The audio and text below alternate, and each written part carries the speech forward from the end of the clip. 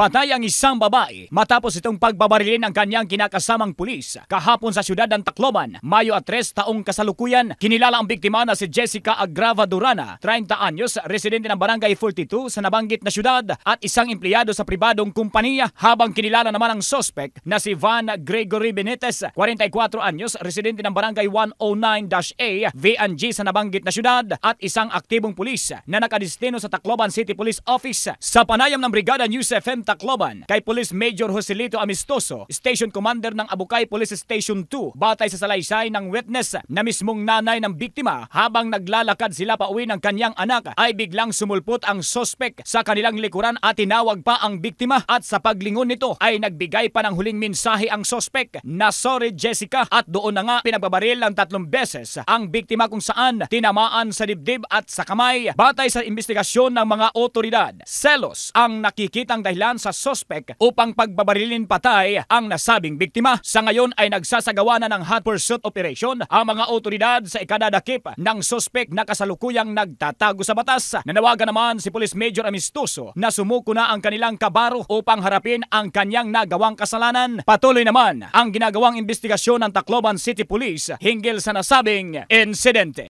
Ito si Brigada Carlos Sarino in the heart of changing lives ng 93.5 Brigada News FM Tacloban, the Music News Authority.